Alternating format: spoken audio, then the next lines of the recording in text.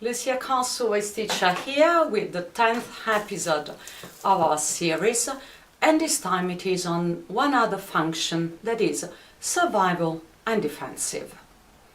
Why do I talk about survival for singing and for voice?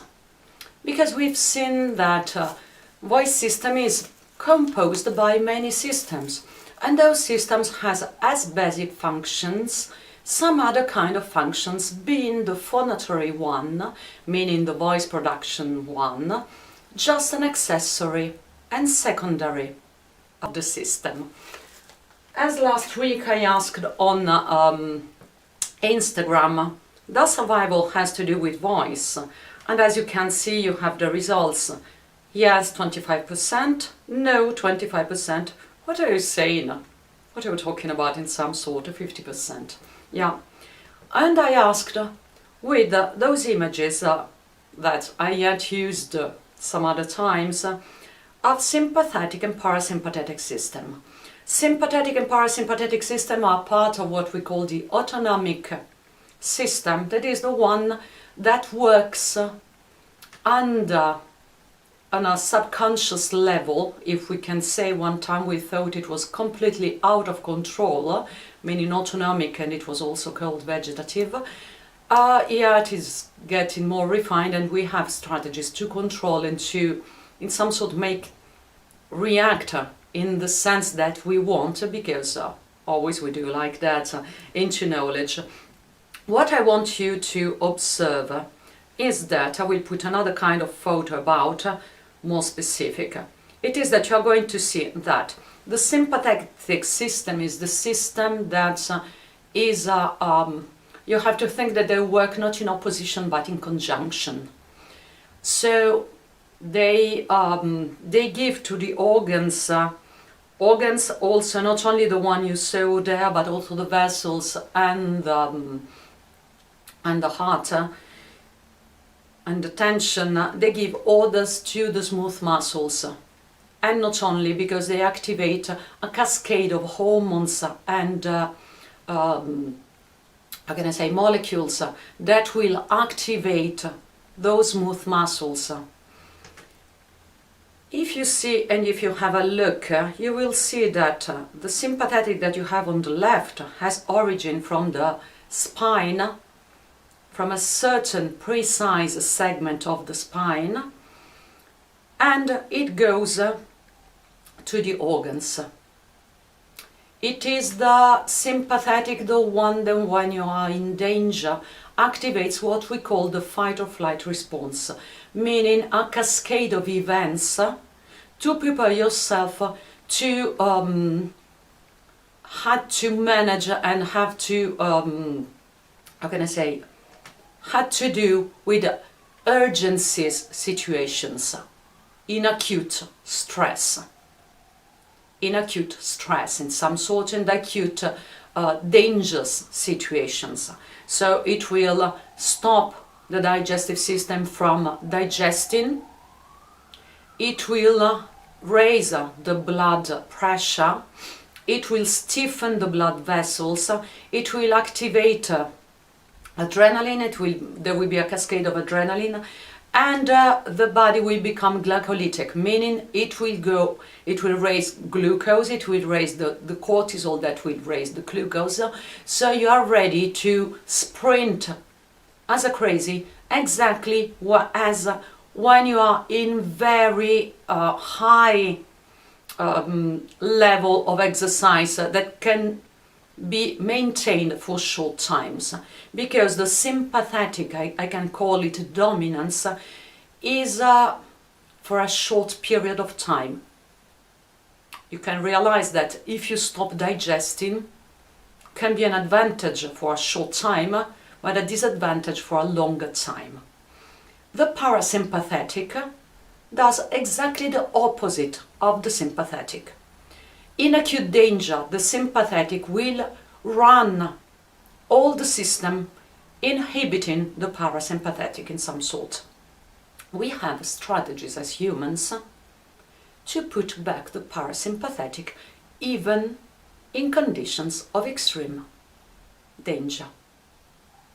And we will see that in some moment, because we have evolved in our brain to activate other parts of the brain that can override this sympathetic dominance, and it's part of our evolution. And it's very important for us. If you look at the parasympathetic, on the right, you will see what? That we have the cranial nerves.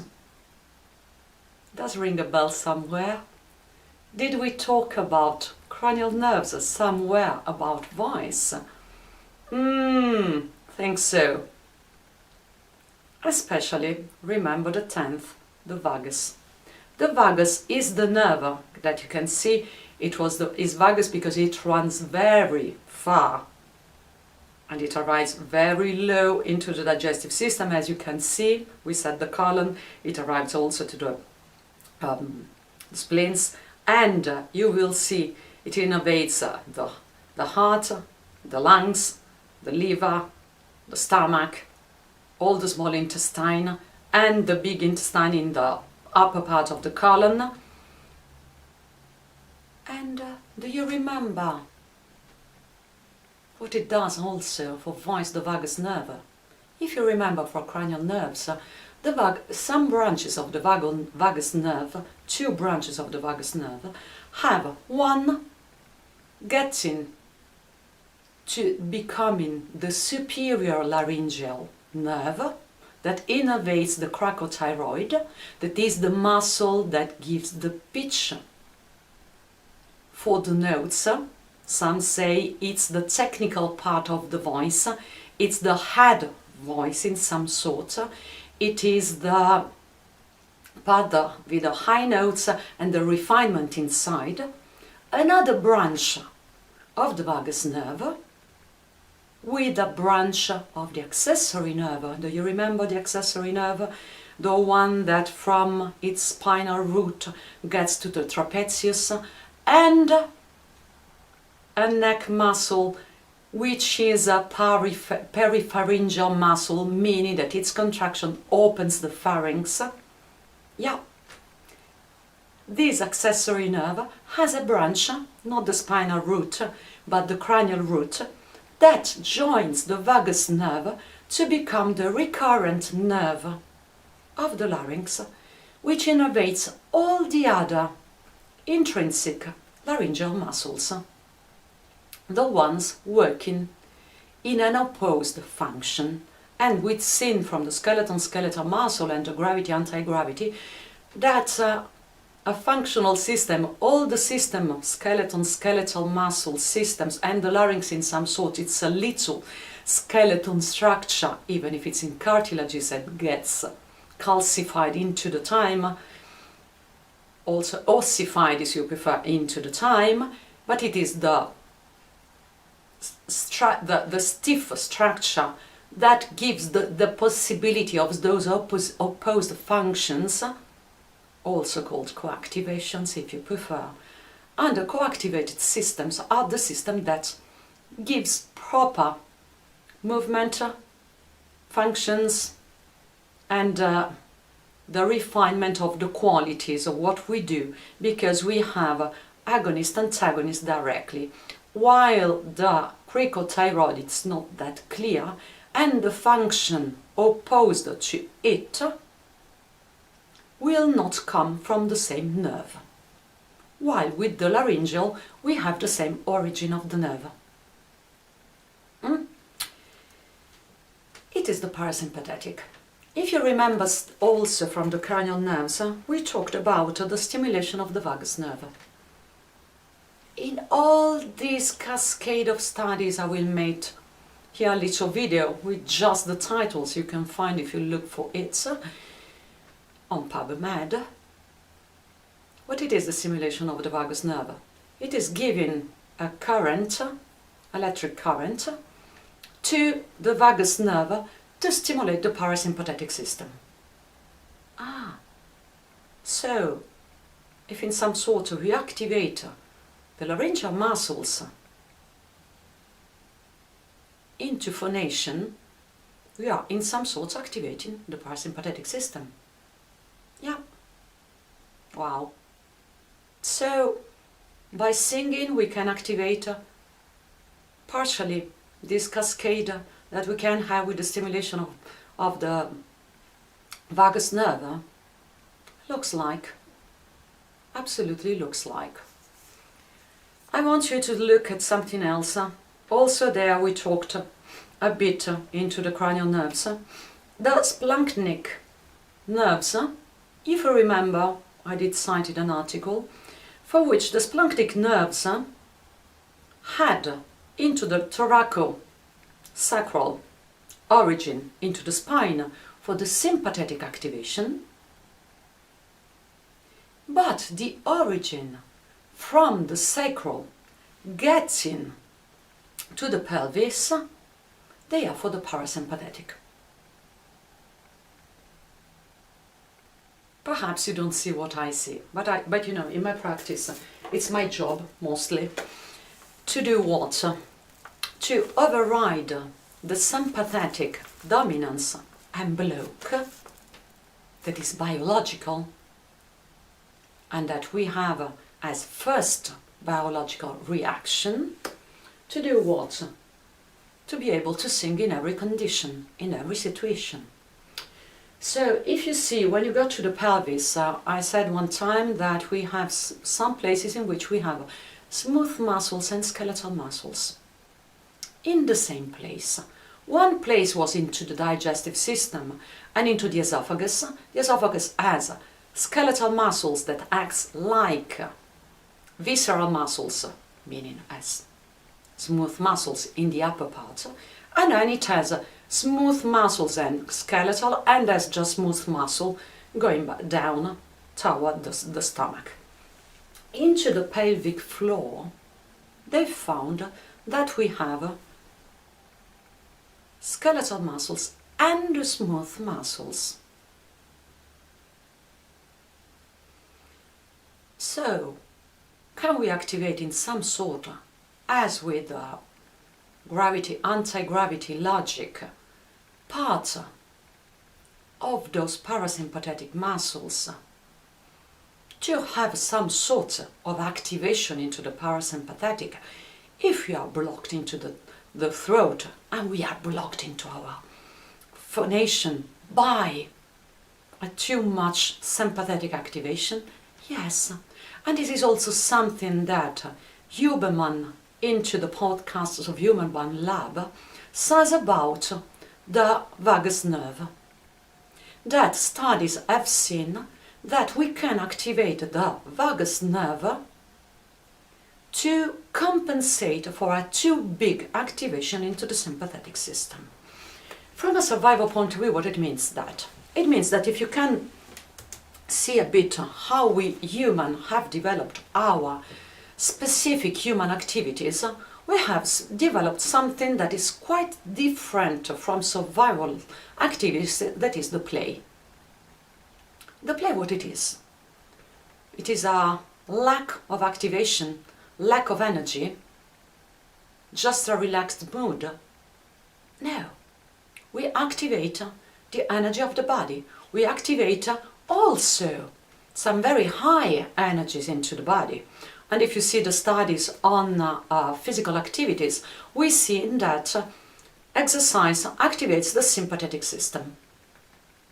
But also, if you see in this article on the cardiovascular system, you will see that exercise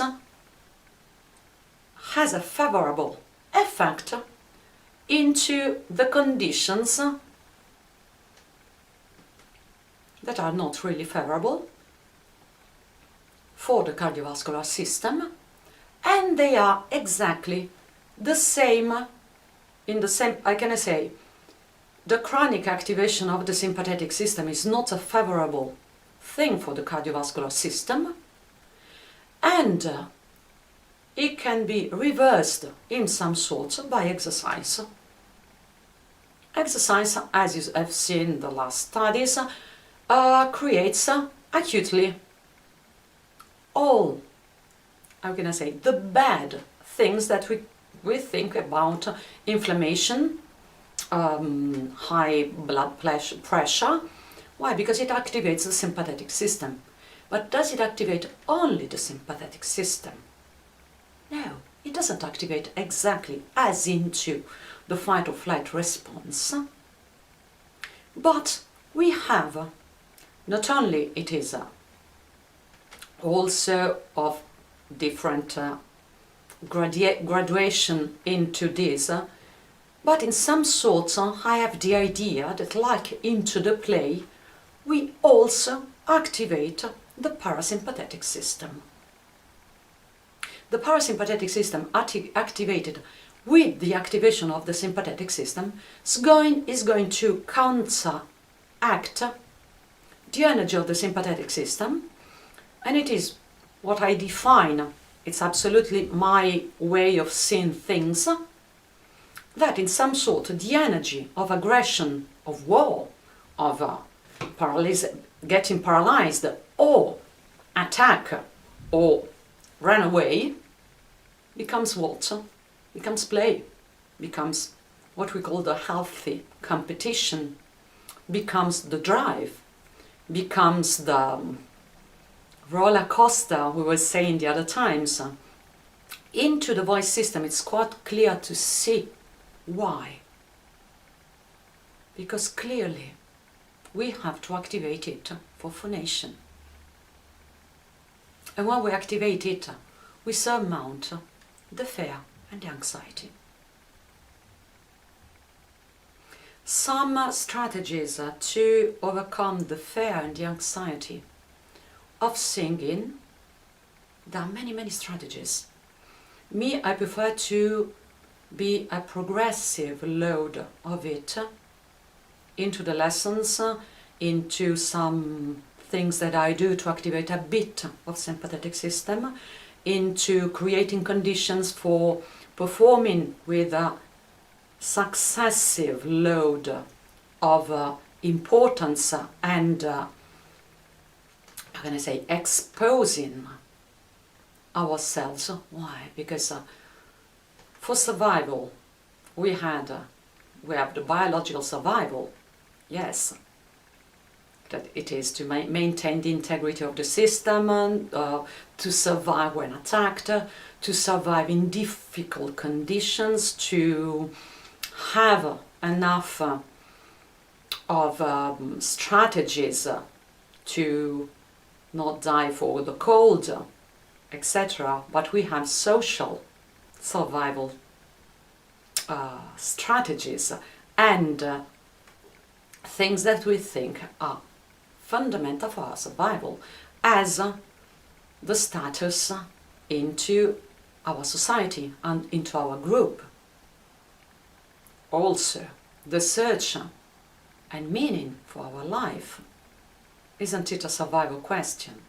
Yeah, it's fundamental. So we have the activation of the fight or flight response with many of those things that we deal with as at the center for our survival. Also, our system is a negative feedback system, meaning, if you remember by the heart example with the diaphragm touching the heart during inhale or exhale, that you think, to calm myself I must be plenty of air. So you do what?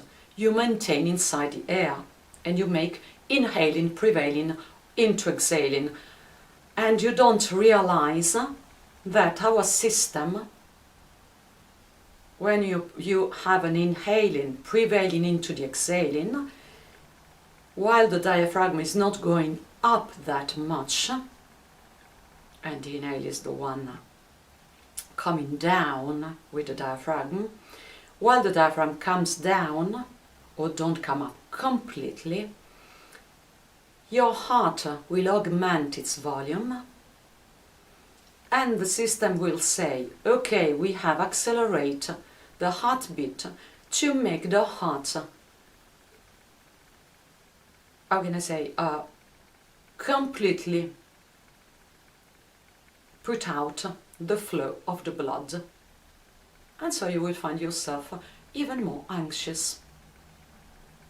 While if you do the counteractive thing, that is, make the exhale prevail, meaning make your diaphragm go up for a longer time than the inhale, and especially make your diaphragm go up really, your heart will get smaller, the output augment, and the brain will tell the system, slow down the heartbeat.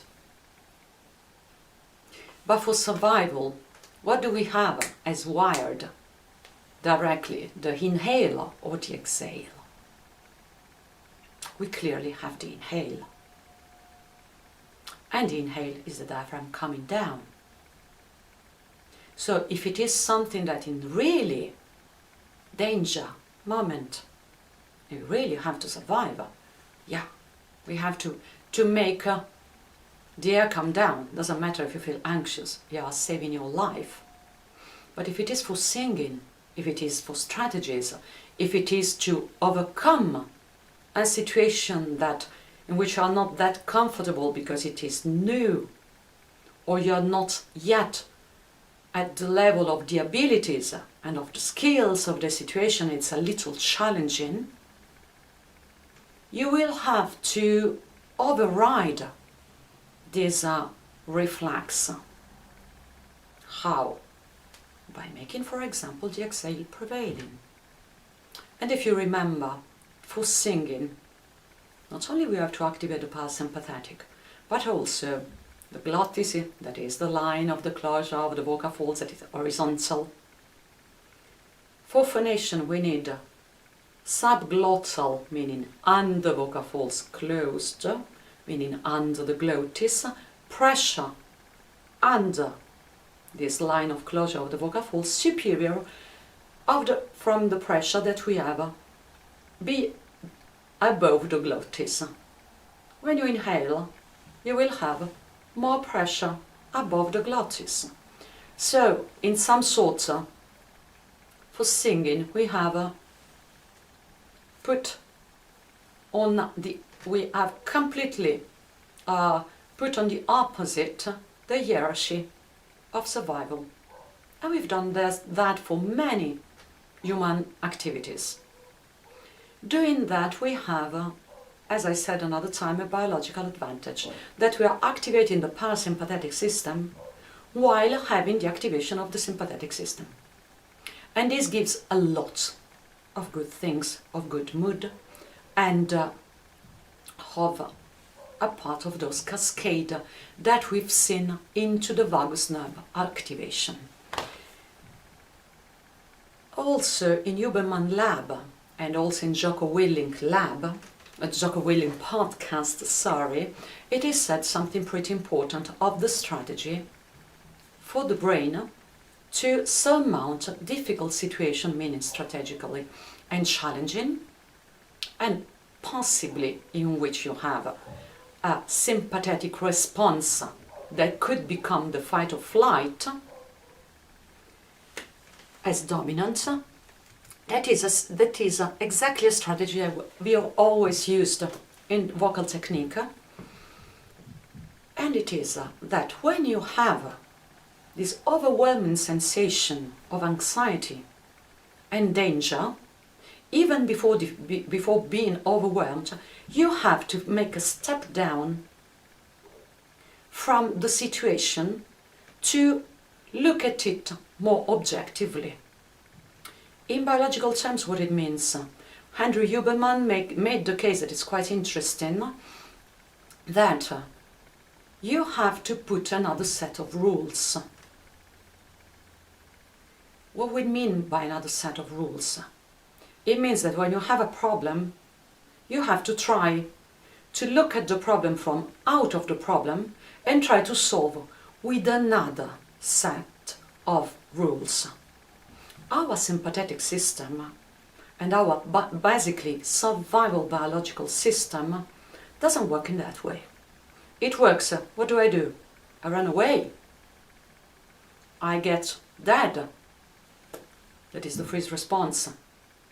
Or I attack. using exactly the same rules of the problem in which you are. And Andrew Huberman says it is the activation of the insula in which you remain stuck and you just have to choose into the fight or flight response. While if you change the set of rules, and changing the set of rules means that you can take away your certitude of seeing well the problem and having the tools where you are of the problems, but to activate other tools, you can get back into the cortex, prefrontal cortex. Then you come back having control of the situation, because it's not anymore the insula that is the impulsive part, but you get back into the strategic part. How we relate in vocal terms? Well, if you have seen, we have the vocal system has many systems working in conjunction for voice production. So if you can't activate the larynx muscles, for example, because you are not good enough, because for some reasons the sympathetic nerve system is overriding you, you do what? You use the skeletal muscle system to activate it for you. How? Using the exhalatory muscles. So you are going to have more pressure under, and this is going to have a co-activation of the diaphragm too, and you're going to activate the vocal folds. So activating here. Or, for example, you're doing some of the strategies using the neck, using your shoulders to open the throat. If the throat, you find your throat closed. And changing the system, you're going to be able to get back into the control of the system that was overridden, that was blocked by the sympathetic system or by the impulsion inside. Some do what? They get into what is their strong points. For example, I love the music. I get into the music. And I do what? I don't give importance to survival. Meaning, I don't give importance if I'm singing wrong. I don't give importance if I fail. I give importance to the music. So simply, you take away completely the override of the sympathetic system. There are many, many strategies. Now we get to analyze piece by piece, to finish for today, what means survival into the system. And we have, according to, one moment that I take it, here it is. So, where we said the larynx, what is the basic function of the larynx? It is of protection of the airways from objects and liquids, and to make possible the passage of the air. Larynx will have as a priority to avoid the passage of those objects and liquids. To sing, we have to do mostly the opposite. And we have to do what? We have to train those muscles to have mostly the shape, the tone, the correct co-activation and mobility for our style, voice and age.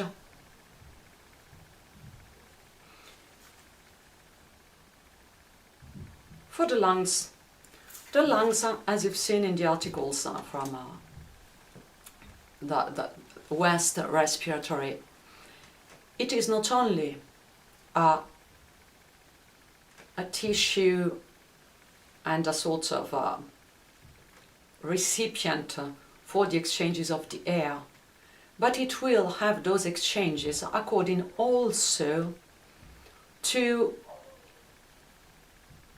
how can I say, metabolic environment.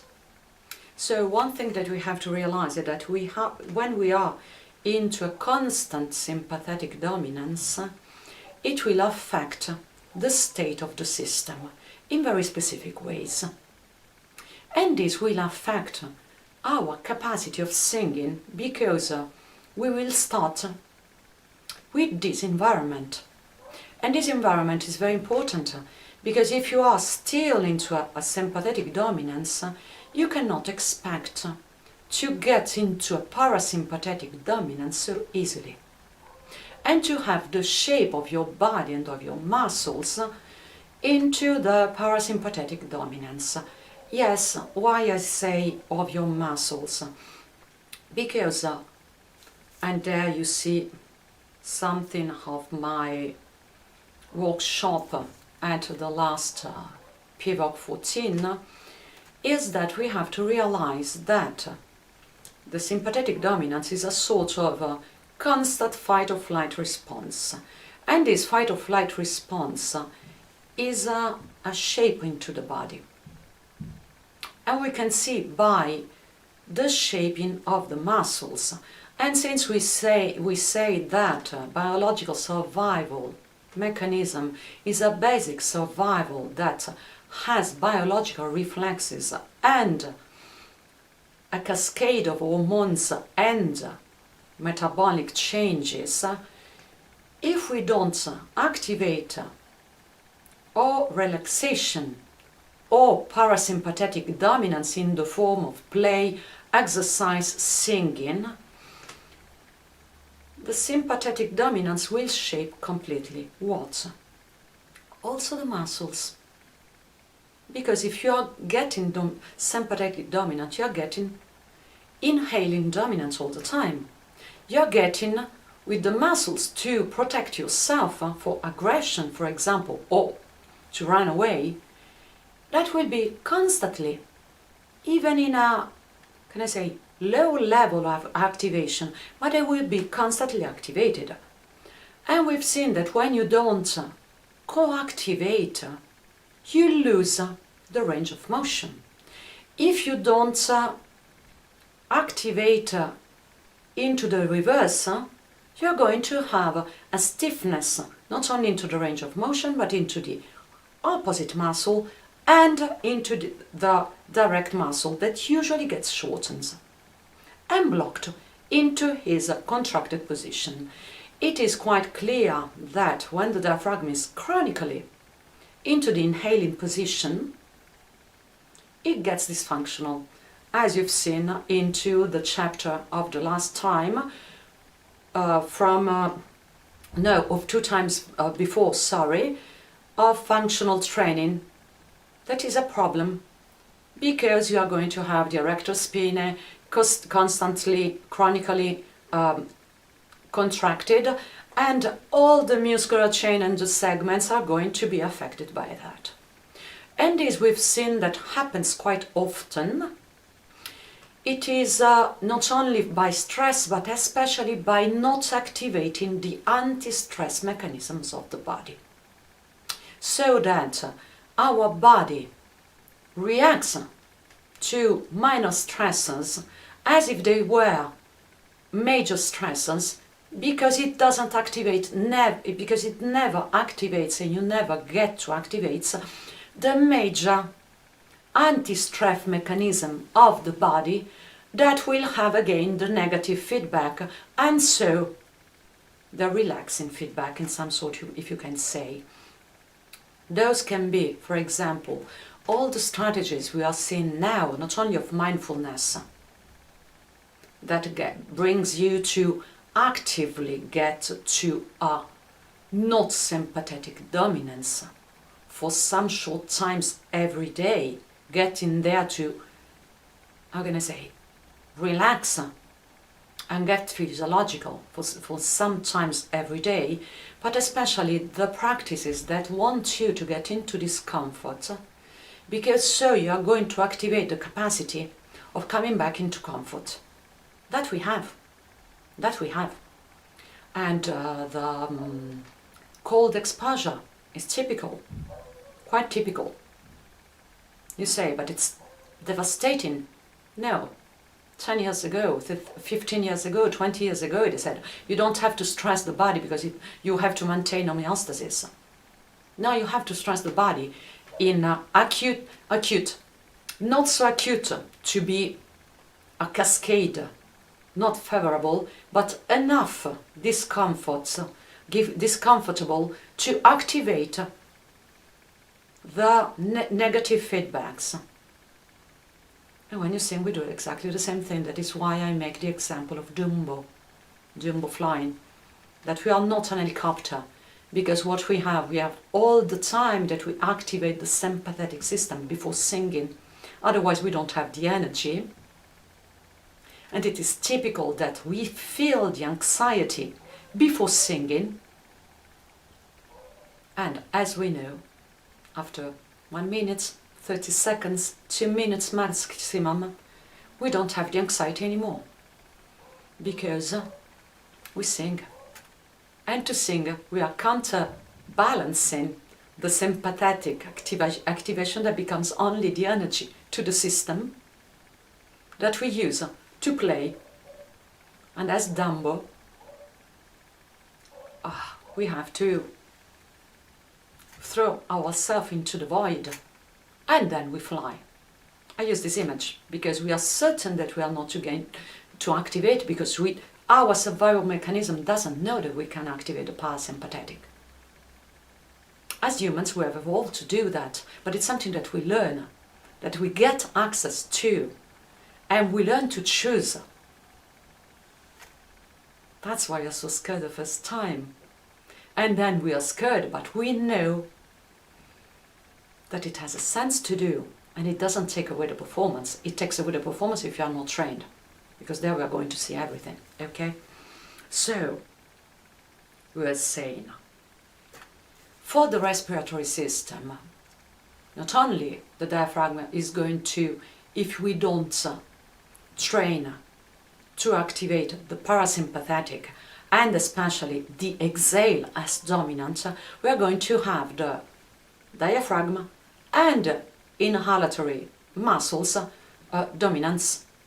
This, as you remember from the gravity, anti-gravity, from fascia, if I said, I don't remember, you will see that when we don't use the muscles, the fascia gets stiffer, less hydrated, and usually it blocks the correct movement and activation of the muscles. And also the tendons are not sufficiently nourished by the activation of the muscle and the flow of the lymph and of the blood vessels to be resilient to the movement. So what happens? It happens that first, when we reactivate some muscles, we get a bit sore, and it is a soreness unavoidable, and it is a sort of little inflammatory state of the fascia, and breaking the muscles, damaging of the muscle, but especially of the fascia, that it is the one that we don't want to damage too much, because it will be affected in an unfavorable way, but a bit we cannot avoid.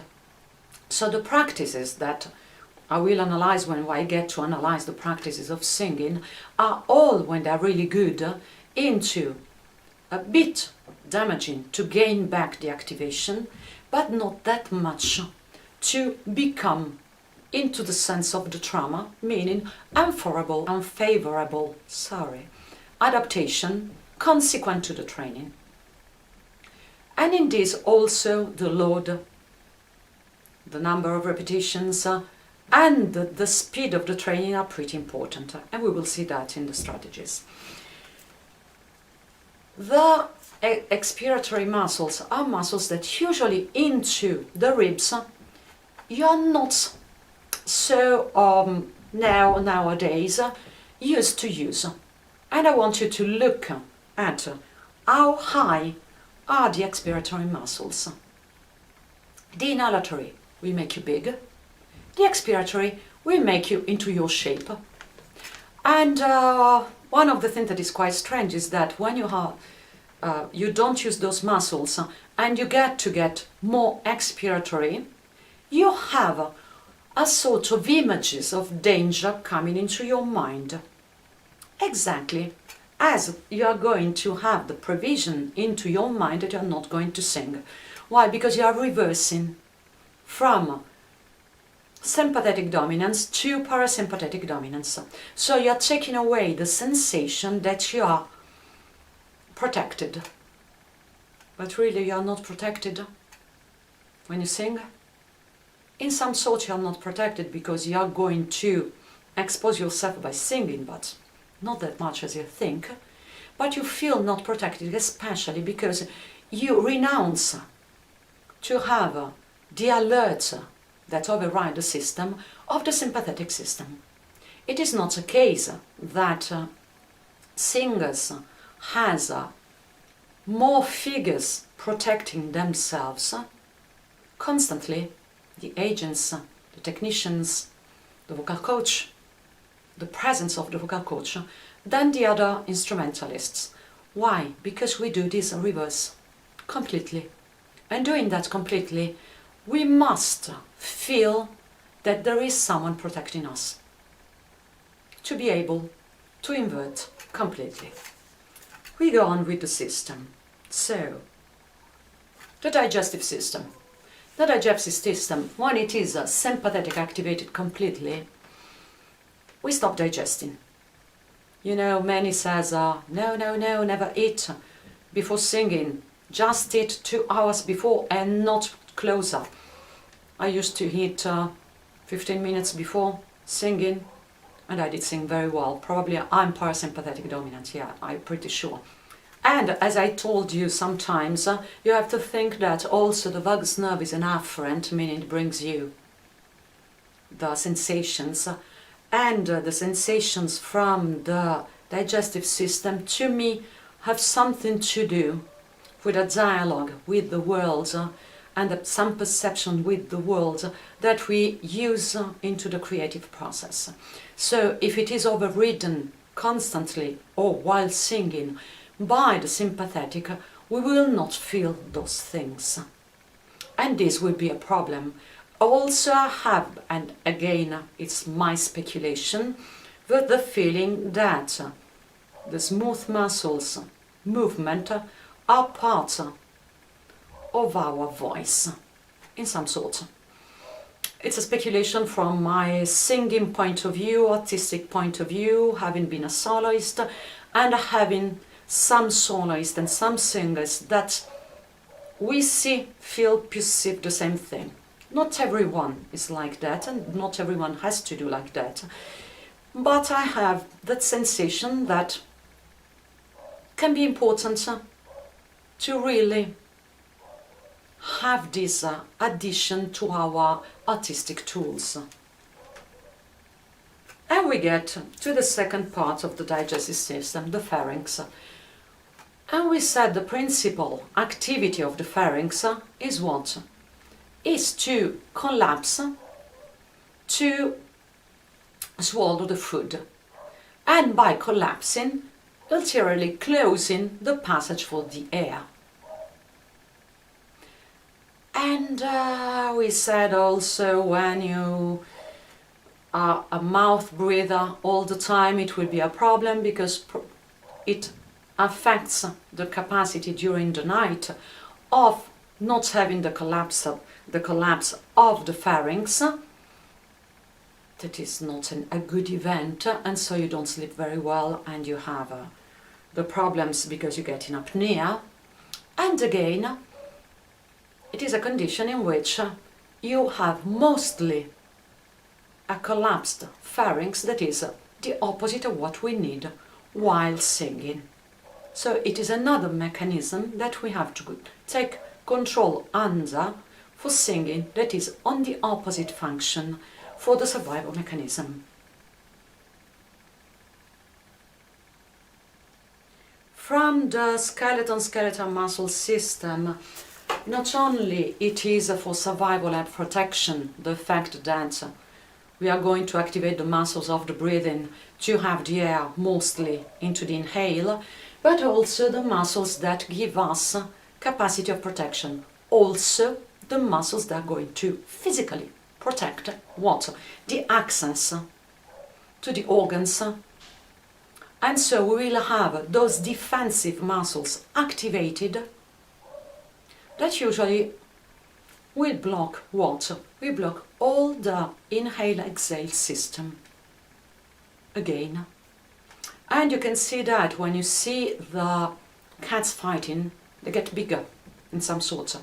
And if you see, and that's why I made the workshop for the pivot, because we can get the strategies to work directly into what are the gesture that we have into the body as defensive, to ask to do exactly the opposite while there is the phonation for the first periods, just to give the system the possibility to access the true interplay of the voice related muscles, and then the system will get to a different shape, because when you activate voluntarily against the defensive veto, this is like a fair exposure that you do. And you do in what way? A progressive fair exposure that we've seen, again, in modern practices, being the way to extend the fair. And so you will not have any more in the future those activations into your singing.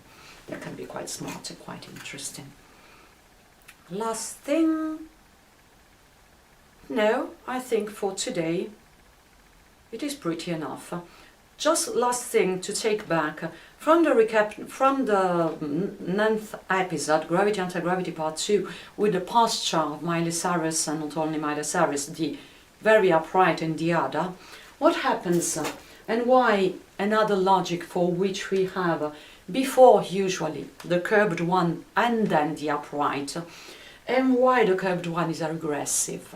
Because if you see, the curved one is the one in which you don't activate directly all the parasympathetic, but it is a way, the curved, to take away the sympathetic dominance by creating the positions in which you have the co-activation of the exhale muscles and parasympathetic, even in the presence of some sympathetic dominance. That is why it's so convenient, because you get to connect your voice without yet solving completely the sympathetic dominance. So you can, on one side, activate the strategies to get to a less sympathetic dominant body and system, and at the same time activate the status of your system in which you connect with the parasympathetic dominance into a system that is even mostly sympathetically dominant. And it is a regressive strategy to get to the co-activations. And now the recap.